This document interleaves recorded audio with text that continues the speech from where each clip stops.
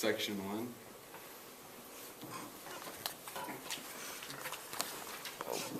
Technical difficulties.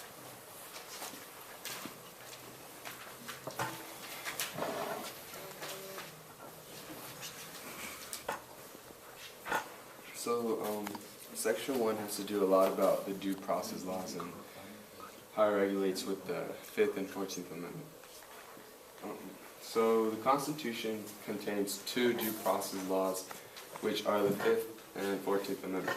The 5th Amendment declares that the federal government cannot deprive any citizen of life, liberty, or property. The 14th Amendment places the same restrictions on the states and, most importantly, on their local governments. The Supreme Court has purposely refused to give an exact meaning of the due process law. So instead, we relied on finding the meaning in a case-by-case basis. The Constitution guarantee of the due process means, and whatever it does, the government must act fairly and in fact of established rules. It cannot act unfairly, arbitrarily, or unreasonably.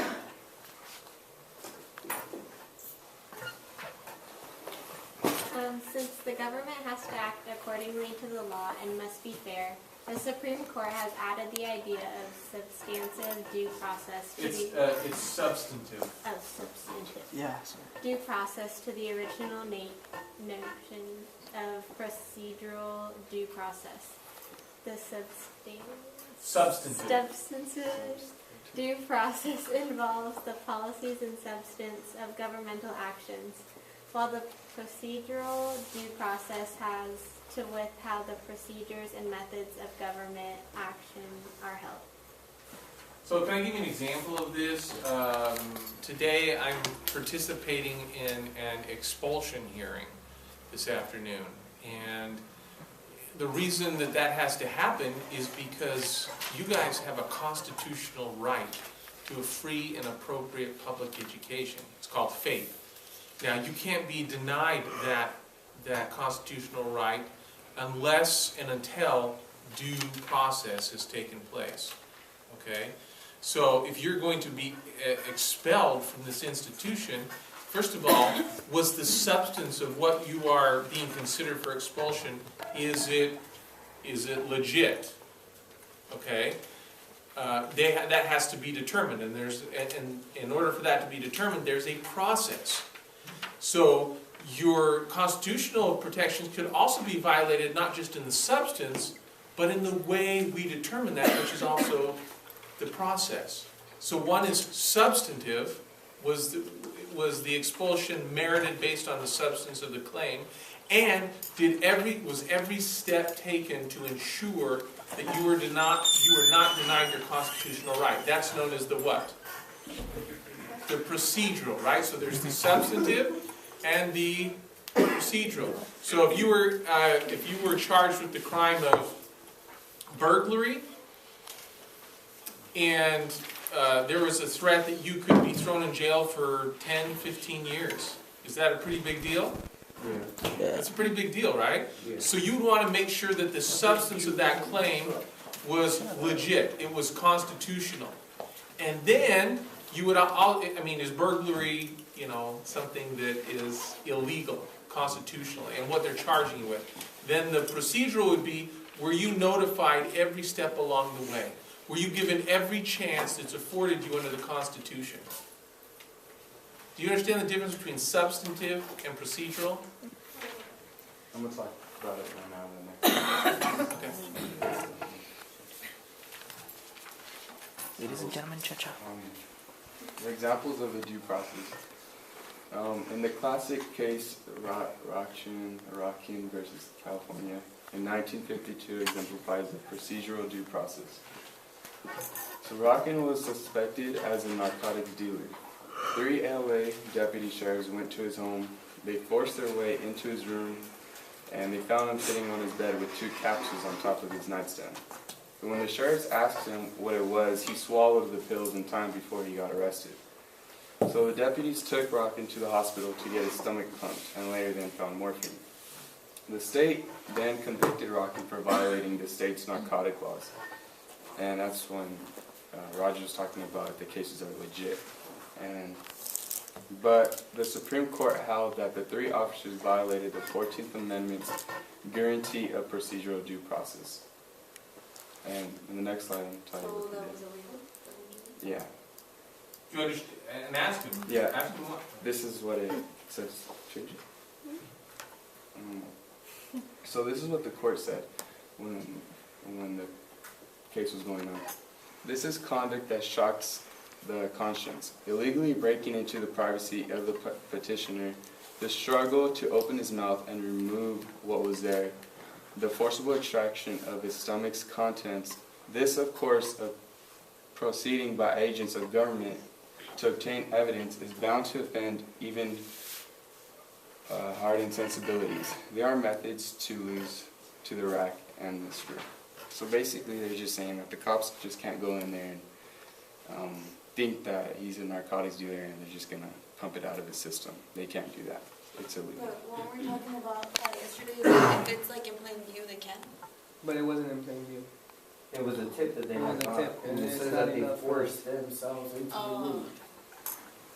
So forced entry, were there any other violations of procedural due process there? Taking the man, without the man knowing what he had done, well, I'm pretty sure he knew that he had narcotics on him, but either way, just being forced, cops coming in, just don't know what you did. I need a warrant for that shit. That kind of sounds more like Mother Russia or See. Cuba or Venezuela or North Korea, doesn't it? That's like Sounds like the options that just dictator. take advantage. Russia, Putin control everybody. Aladdin.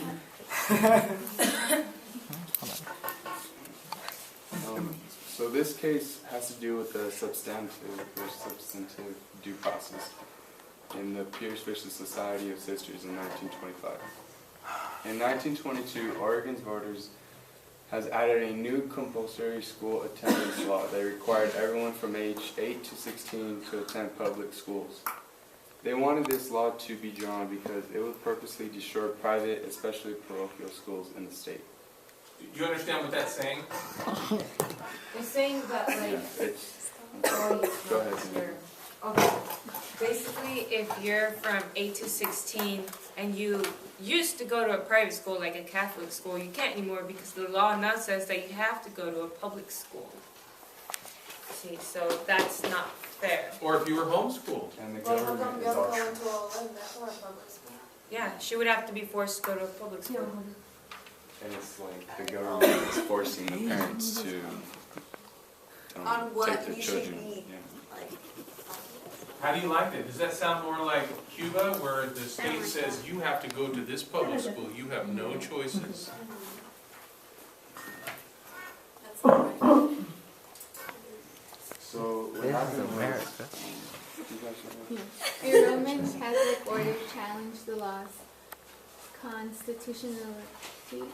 The Supreme Court held that the law violated the 14th Amendment due process clause. It's not that the state had enforced the law unfairly in the fact. The state's courts found the law very unconstitutional. The court held that the law itself, in its content, interferes unreasonably with the liberty of parents to direct the bringing and education of children under their control.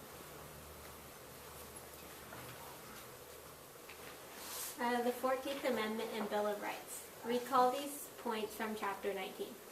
1. The provisions of the Bill of Rights apply against the national government only.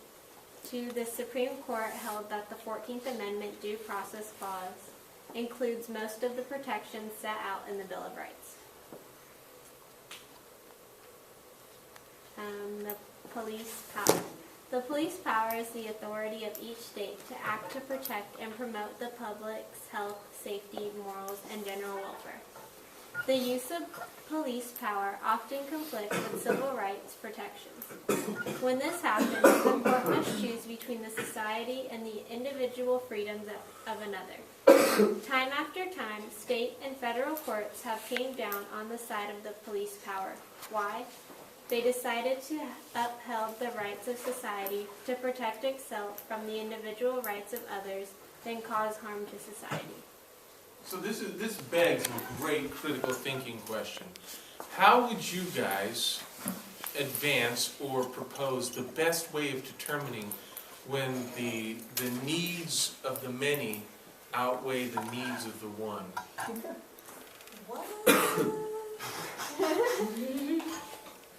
How would we, what, if the needs of many were How would you guys determine whether something is of such a nature that it's more important to deny an individual or a few individuals maximum liberty in exchange for safeguarding the needs of the many? Drug driving. compromise? Yeah, drunk driving. Are there common principles? I'm not asking for specific examples. Are there common principles you can go to that would help guide those decisions?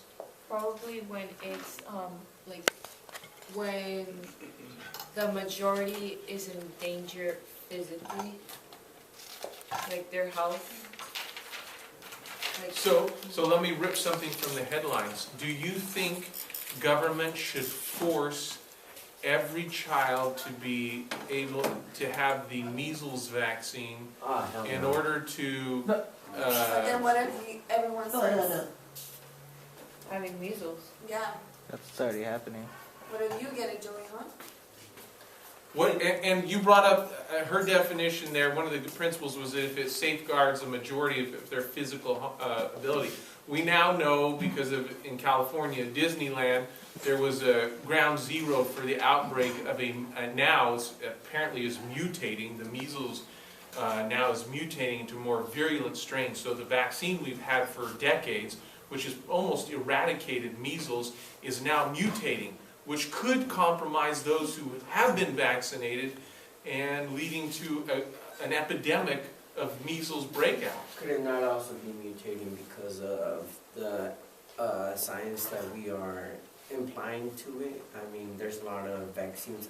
The last vaccine for the flu shot, I think they had... No, we're not talking about flu, we're talking about... No, oh, I know, but I'm saying it could also be evolving as... No, Joey, be clear. Let's be really clear on this. Measles has essentially been, it was eradicated by 1980. Uh-huh.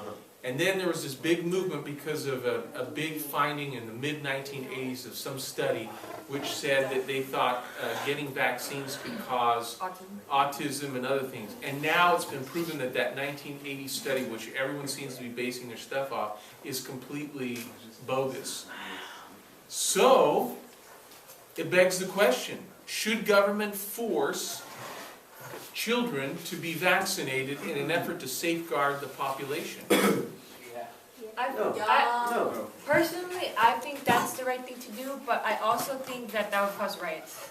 See, the thing is, if that person's immune system isn't as great as another person's immune system, and the measles overpower that little kid or that person, that kid now has the whole measles and is able to transmit it. As opposed to if nobody gets the whole measles vaccination, people now have to wait for the whole nature to give it to them type of thing, as opposed to going and getting it in a form that's gonna help your body build I'm up not a sure better I immune understand what you're Those saying. I hands, understand no, what you're saying. I think he's trying to say those that hands, some though- people have a better immune system, but the thing is, like, no one really has a good enough immune system to fight off measles. Measles can, like, you can get measles just by someone coughing on you. Like, you can just be in the same place. That person doesn't even have to touch you, and you're gonna get measles just like that person. No one But has it's better strong- to get measles as in Wait, a Joey, form you're of- saying it, whether you get the shot or if you don't, you're gonna get it, right?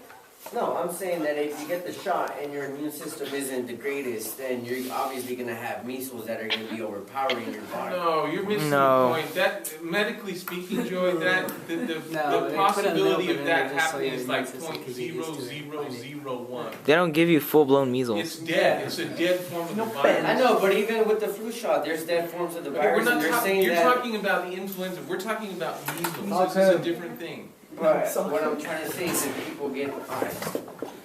No, keep going. Keep going a little bit.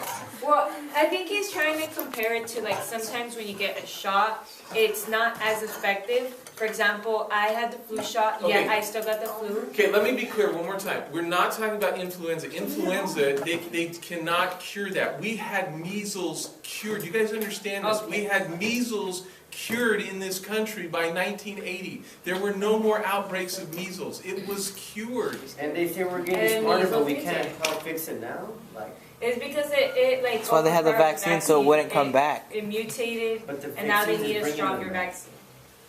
It's not the vaccines, it's the lack of people getting the vaccines that's bringing it back, Joey. Yeah. What you're saying, Joey, is right, but also too, like, the government can't just force the parents to, like, give vaccinations to their children. Yeah. You thought what? Yeah, usually, most people never questioned it. Most people would never say, I mean, when we were growing up, the doctor said, get your MMR, get your measles, mumps, rubella, get your tetanus, get your polio, get all these things, and you'll be good to go. And now we've got parents and movements who are saying, I don't want my children to be vaccinated. Because they think that it's going to give them autism. Well, parents you see in the Because sometimes the doctors What's mess that? up. That's not the same parents you're gonna see in the emergency rooms. Well, sometimes doctors. See, but Serge, you bring up a good point because I have young children that it actually you have to have a series of MMRs in order to get that child resistant to the measles. And if I take my kids down to Disneyland or even a public place like McDonald's, I now have to worry that there may be parents who chose not to vaccinate their children who are carriers of this disease. And my children have not had, because you can't give them all boom, boom, boom, you have to phase them out. What if that, now they're exposed because I think some schmuck parent was using old data, old studies that have now been proven to be debunked, that are now exposing our population and potentially causing a pandemic because now we have a mutating virus on the loose. Yep. Should I lobby my, because now the GOP candidates are all trying to get behind this saying, well, I'm for government mandated vaccinations. Others are saying, no, parents ought to be able to choose whether or not to vaccinate their children.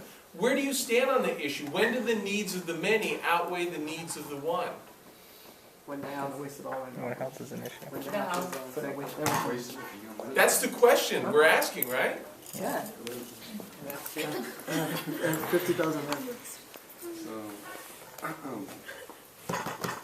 So legislators believe that the public's health, safety, morals, and/or welfare have been overriding in importance.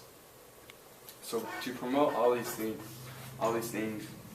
like health, states can limit the sale of alcohol and tobacco, and they can also require vaccinations for school children.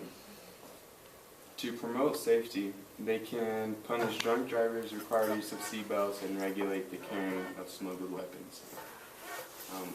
To promote the morals, states can regulate gambling. To promote general welfare, states can limit the profits of public utilities and provide help to the medically needy.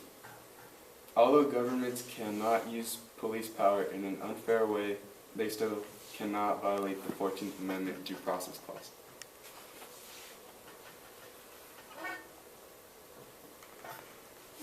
The right of privacy. The Constitution guarantees the right to be free except in very limited circumstances. In the Stanley versus Georgia case, it is said to be the right to be left alone. Another declared its existence in Griswold versus Connecticut in 1965. The case focused in prohibition of all birth control devices. The 14th Amendment was violated in this action. The first trimester of pregnancy, which is 3 months, a state must be recognized the woman's rights to an abortion, cannot interfere with medical judgments. The second trimester, acting in the women who undergo abortion, the state can regulate where, when, and how it can be performed, cannot prohibit the procedure. The last trimester, acting to protect an unborn child, can choose to prohibit all abortions except those necessary to protect the life or health of the mother. And that's That's it for the privacy.